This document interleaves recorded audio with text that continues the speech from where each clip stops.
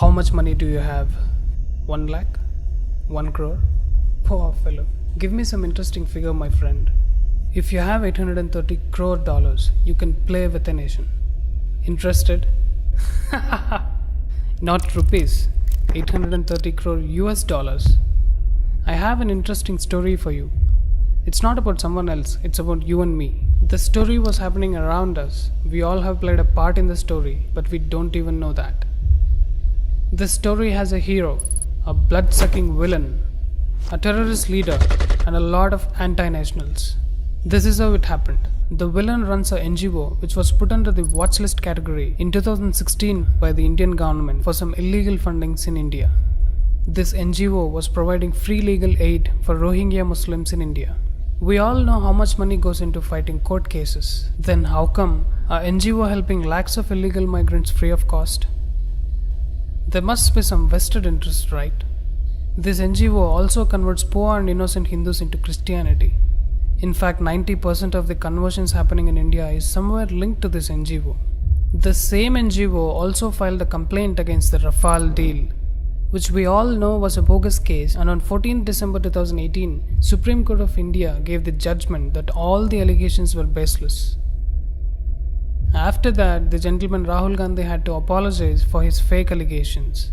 This NGO is getting busted every single day and falling under the watchlist category or prior permission category. This made the villain furious and he wanted to take a revenge from the hero. He started doing his dirty works. On 5th August 2019, the Indian government rendered Article 370 ineffective, which took that special status from Jammu and Kashmir and made it equal to other states. This created restlessness in the country where the terrorists feel safe. Yes, I'm talking about Pakistan. On 22nd September 2019, Howdy Modi event took place in Houston, USA. The hero stepped on the mega stage and the stadium was filled with 50,000 people cheering on top of their voices, erupted with joy. The hero, whom we all elected as the Honorable Prime Minister of our country, Sri Narendra Bhai Modi.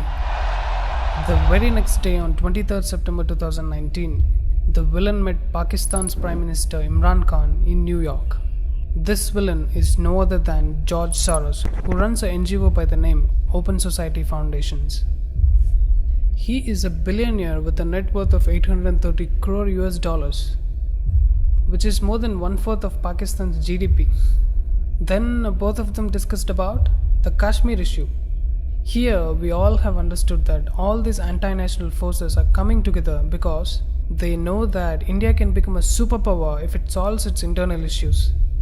And Kashmir was a big issue for India.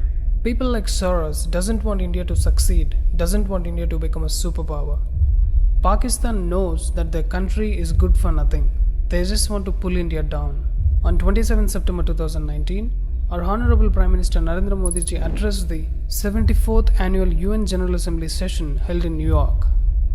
Shortly after that, beggar Prime Minister Imran Khan addressed the same session and spewed venom against India and Indian Army, which he usually does. Modi ji took a note of it, came back to India, and after a month of planning, on 31st October, the government gave a befitting reply by declaring Jammu and Kashmir and Ladakh as two union territories. This made the villain go berserk. Now, Soros can see the defeat standing in front of him. To protect the image of his NGO, he launched a book on Amazon on the exact same date, 31st October 2019. Till now, Soros had lost more than thrice to Modi ji, and he wanted a revenge. So on 24th January 2020, he gave a speech at the World Economic Forum at Davos and committed $1 billion towards fighting nationalism and nationalists. He also criticized the Citizenship Amendment Act and met Imran Khan again.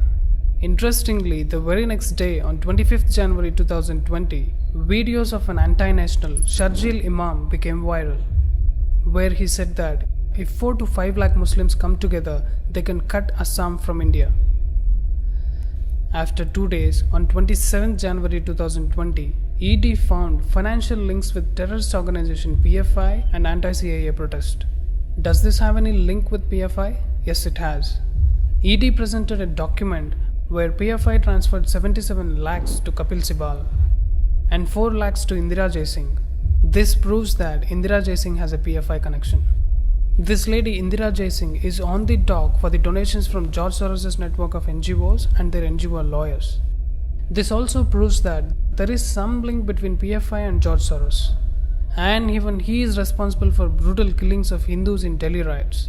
Now, Kapil Sibal, who received 77 lakhs, was the lawyer for Teesta Sitalwad. Even Indira Jaising came to rescue her in this case, which can be seen in this article. Teesta was the co-petitioner in the Gujarat riots case against Modi ji. We all know that he was innocent, but she wanted to frame him and send him behind bars. Modi ji is the common enemy for her and George Soros. Interestingly, the organization that Teesta Sitalwad made in 2002, even Javed Akhtar was also part of it. That is the reason why you all have seen his dumb son in the anti-CAA protest. This photo can explain you everything. There is a Facebook page by the name Fraternity Government JNU, which wants the government to release this anti-national Sharjeel Imam. They have made several posts in support of this anti-national termite. This Facebook page supports the vulgar acts of Tablighi Jamaat, and the same page calls Teesta Sitalwad as a chief guest to address their audience. Teesta Sitalwad's NGO, CJP works in Assam, and Sharjeel Imam wanted to cut Assam from India. Can you see the link?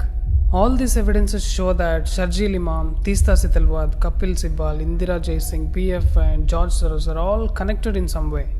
Their only goal is to destroy the country and break it from inside. After this crackdown by ED, Soros wanted to do something big. On 29 January 2020, George Soros moves to Delhi High Court against the Modi government, which had put his NGO in prior permission category. But the question is, why did he take 3 years to file a complaint? Or was he planning something big? Yes, on 4th February 2020, he sent his puppet Harsh Mandar to Shaheen Bagh, where he asked everyone to join the Shaheen Bagh protest. Let me tell you one thing here. Harsh Mandar works for at least 5 Christian missionaries. He handles the conversion business of Soros. He also held more than 8 to 9 positions during the Congress's rule when Manmohan Singh was the Prime Minister. He was the main man for Sonia Gandhi, and he is the main man for Soros as well. How can a person work for the ruling party and at the same time work for the anti-Indian forces? It can only happen when the ruling party is also involved in breaking the country. We all know the hate that Sonia Gandhi has for sadhus and Hinduism, and Harsh Mandar working for Christian missionaries proves my point. After this, on 18 February 2020, Teesta Sitalwad also came to Delhi and joined the anti-CAA protest, and she was seen tutoring the protesters. She was teaching them what they have to say and what not. Watch here. क्या शाहीन बाग के आंदोलन की जगह बदलने से आंदोलन कमजोर होगा क्या? ये हमारा सवाल है, जवाब किसी को नहीं देना है, वो जवाब से पूछा जाएगा तो आपको एक को जवाब देना है, आप सब नोट करेंगे, ठीक है? तो ये पहला सवाल है, क्या शाहीन बाग के Remember, wherever she is, there is a possibility of riots. She did that in Assam, and now she came to Delhi. These protester men and women were the same who were throwing stones on the police, shooting at the police, stopping the traffic and burning buses. But they wanted some kind of retaliation from BJP, which came on 23rd February 2020, when Kapil Mishra publicly spoke out in a rally against the anti-CAA protest. The comment was not at all provocative, but Islamists and anti-Indian forces were waiting for some kind of comment which they could blame later. They wanted to disrupt the Trump visit, which was on the very next day on 24th February 2020. Aam Aadmi Party's Tahrir Hussain was involved in this anti-CAA riots. It was a pre-planned event, as petrol bombs, acid packets, slingshots, bricks and stones were kept strategically in his house. Even the recent updates and FIRs show that it was a pre-planned event against Hindus. We have seen how many Hindus lost their lives. Finally, the villain won this time. The villain, along with anti-nationals and Begaristan, doesn't want India to progress. Even though the hero saved us many times, but villain knew that he had to win only once. But remember, this is not a movie. These events have major effects on our country and on us. The hero needs people to support him by sharing these facts to as many people as we can. All of us saw these events happening in front of our eyes, but we never connected the dots. Please share this video with as many people as you can so that the truth reaches everywhere. Right now, the fake news and allegations, baseless, all kinds of rubbish is prevailing everywhere, especially in Twitter. Remember, Modi is a different kind of legend. You can't buy him for money, unlike other party leaders. Narendra Modi is not for sale.